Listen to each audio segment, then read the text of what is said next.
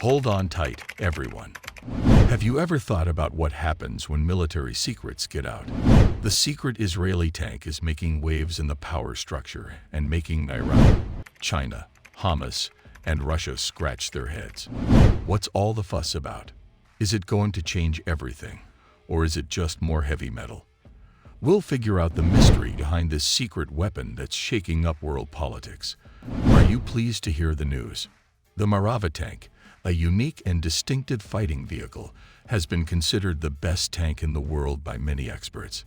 It has consistently taken the top spot in this category, surpassing both the German Leopard and the Russian T-90. However, during the ongoing conflict between Israel and the Arab states, the Merkava tank has not yet demonstrated its worth. The Israeli Defense Force suffered the loss of 14 Merkava tanks during the first 3 days of the conflict. The Merkava tank's uniqueness lies in its design for a specific theater of battle and tactical strategies used by IDF tankers since 1979. The British government's decision not to sell the Chieftain Mk to the Israelis in 1970 led to the creation of a new generation of fighting vehicles. This decision shocked the leadership of the country, leading to the development of their own military vehicle. A seasoned tanker, Talus, believed he was the founding father of the Israeli armed forces after analyzing the Six-Day War and the Psy campaign.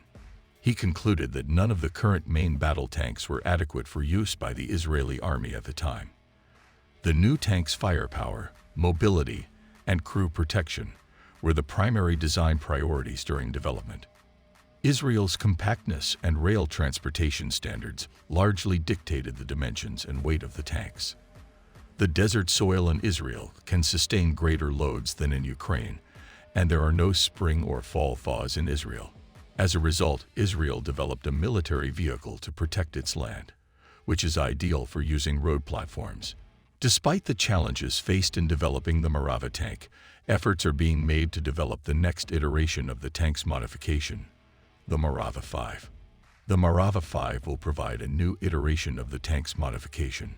The Merkava is a massive and potentially the heaviest tank currently in production, designed by Israeli armored forces for firing from positions on sloped peaks. The tank's design was aimed at reducing frontal projection and positioning the majority of the battle compartment within the hull. The first Merkava Mk1 production vehicles were put into service in 1979, with an anticipated number of 250 units and 4 generations of fighting vehicles produced. The Merkava's layout is significantly different from other modern tanks, with the hull divided into 3 sections: the front section housing the engine and transmission, the middle section housing the fighting chamber, and the rear section housing ammunition storage. A troop compartment is located in the aft portion of the tank, which can be used to carry injured infantrymen, more ammo, or new crew.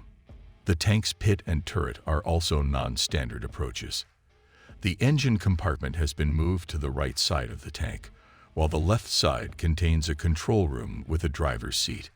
An armored barrier separates the engine compartment from the fighting chamber, and the primary source of fuel is stored in the recess at the back of the armored overtrack. The front of the tank's turret is designed in the shape of a wedge, enhancing the number of ricochets that occur when a shot is fired at it. The Merkava Mk1 has a 105mm M68 cannon, a Belgian 7.62mm mag machine gun, a remote-controlled machine gun with a 12.7mm caliber, and a 60mm mortar. The power plant is a turbocharged diesel engine based on the American AVDS 1795, and the transmission CD86 bits were manufactured in the United States.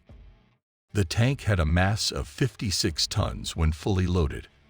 After the Lebanon War in 1982, Israeli engineers developed the Merkava Mk2 modification, which strengthened the turret armor by adding extra shields and enhancing the protection of the sides. Mounted baskets on the turret provide additional defense against shaped charge ammo balls. After some time, a more sophisticated ballistic calculator, rangefinder, and eventually an athermal imager were mounted on the tank, resulting in a total weight increase of 60 tons. The Merkava Mk3 tank was upgraded in 2004 with stronger 120mm, mean 251 smoothbore guns, and greater armor protection on the flanks and turret. The total weight of the ammo was cut down to 46 pounds, and laser sensors were added to provide early warning of potential threats posed by guided missile fire. The Matador 3 fire control system was included in this upgrade, resulting in a total weight increase of 65 tons. In 2004, the Merkava Mk4 tank was introduced into active service with a new diesel engine, the GD883 General Dynamics, and a rank RK 325 gearbox with 5 speeds. The turn turret shape was drastically altered due to a new combination of armor modules, and a Hamas was installed in the cannon. The primary armor's strength increased, and the loader's hatch became so large that it opened on its own automatically. The visibility of the mechanic driver was improved, and he was given a video camera that records from the rear view mirror.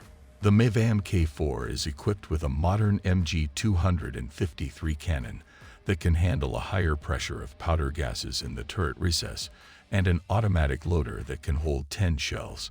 The rearmost section of the tank houses the remainder of the tank's ammunition. Following the conclusion of the Second Lebanon War in 2006, the tank was upgraded with an active defense system known as the CAS Trophy and renamed the Merkava Mk4M. The trophies were designed to defend against anti-tank missiles and rocket-propelled grenades. Despite the success of the Merkava Mk4 tank since its introduction in 2006, there have been several issues with its performance. One possibility is that the members of the IDF Bani were sleeping during the assault, and the launchers of the Trophy active defense system were hidden from view. Another reason is that the Israeli Defense Force has resorted to deploying their antiquated strategy of armored vehicles, which has resulted in reputational damage for the Israeli tanks. The Israel Defense Forces, IDF, are about to embark on a difficult ground operation in the Gaza Strip, where they will either be shot at from every direction, or Hamas terrorists using underground tunnels may suddenly materialize and hide. It remains to be seen if the blunders of the first few days of warfare will be considered, and if MAVO will be able to rehabilitate itself in terms of technical equipment. This is it for today. We hope you enjoyed the video. If so, then share your thoughts in the comments, and also share this video with your friends. Don't forget to subscribe to our channel and press the bell icon so you can never miss our video.